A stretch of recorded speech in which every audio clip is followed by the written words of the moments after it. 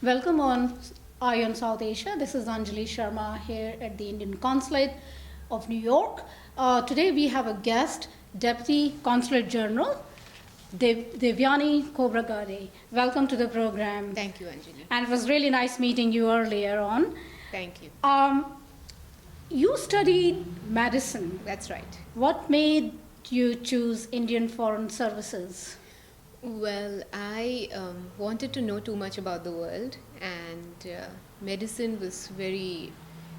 It's a profession that doesn't allow you to have time and interaction with the rest of the world, and therefore I wanted to travel, experience different cultures, yet at the same time I wanted to be connected to my country, and so I thought foreign service was the best choice for me, and here I am. When did you join Indian Foreign Services? 13 years back, and that was in 1999 that I joined. And what was the most memorable moment, if you could share with us? Well, to some it might be when you shake hands with prime ministers and so on, but for me it was a very simple thing. It was something that I had worked on for a long time when I was on my Pakistan desk. We had worked to start the Srinagar Muzaffarabad bus service, and when that started, it made me feel really nice. I felt that my work had actually affected the lives of people, and I could see the direct results, and to see that on the television and to see people happy, that made me really satisfied, and I still think that that is one of the most memorable things or day for me. When was that? That was, if I recall, in 2006, when we had 2006, yes. We had started the composite dialogue in 2000, restarted the composite dialogue with Pakistan in 2004, and we had been working on this for a long time, to take new measures, and in 2006 we started this bus service.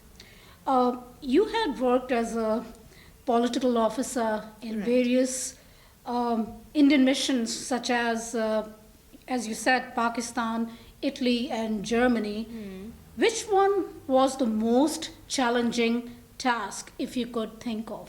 I think for me the most challenging was Pakistan, because to reach out to the political class in a hostile environment like Pakistan, where every movement of yours is under surveillance and there is a lot of resistance to overtures being made by Indian political officers towards the politicians. That was very difficult. I had to keep my patience, I had to keep my cool, I had to persist, and I think I made quite a few inroads made many more contacts, and had a very fruitful interaction with the political class there, and for me that was very, very challenging and satisfying at the same time.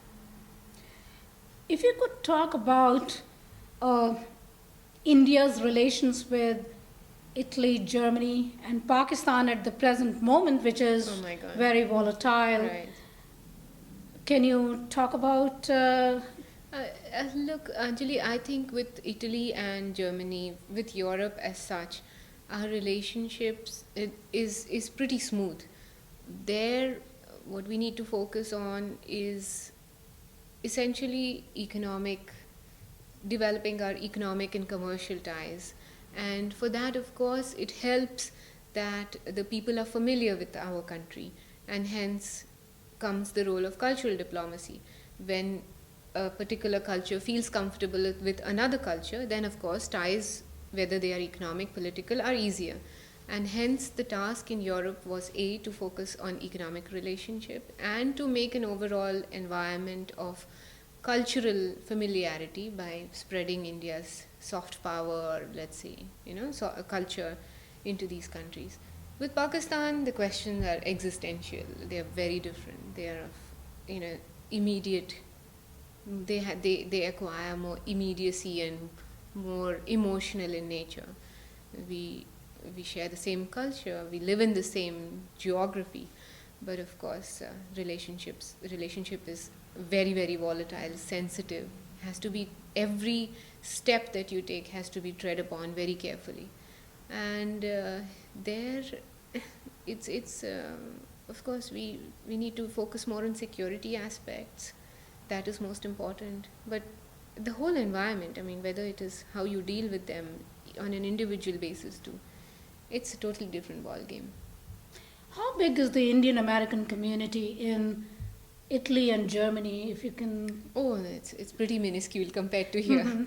I would say perhaps like in Berlin there were about, if I'm not wrong, at that time in 2004 there would be like maybe 5,000 odd Indians, mostly either into restaurants and so on. Not like the powerful community that it is here, and very vocal and very politically active, I would say. So yeah, very minuscule compared to the US. What was the pressing agenda you had come across while you were in Italy and Germany? As I explained earlier, there aren't any immediate sort of emotional contents, but the agenda is more trade and cultural. Trade, cultural, on bilateral level, and also to explain our position to them on multilateral issues, on issues of combating terrorism or dealing with climate change and issues on WTO. Our concerns and issues are very different from theirs. So to be able to build an understanding of our positions, I would say, was another pressing agenda, or an agenda of importance.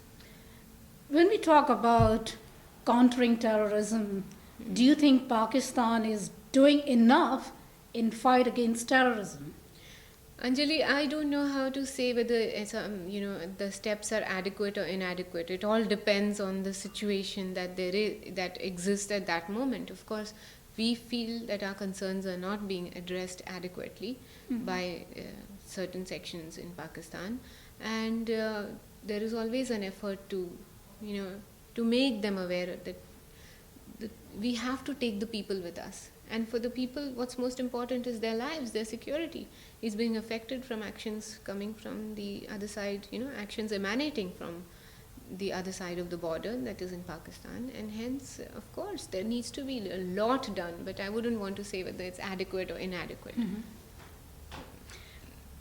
What have you achieved and regretted during your posting in those countries? Are there things that you think that it didn't go to the direction it should have been? It's in diplomacy, one needs to have patience. You can't see immediate results like you see in medicine, for example. Right. I give an injection and the person feels better. You feel immediate gratification, immediate satisfaction.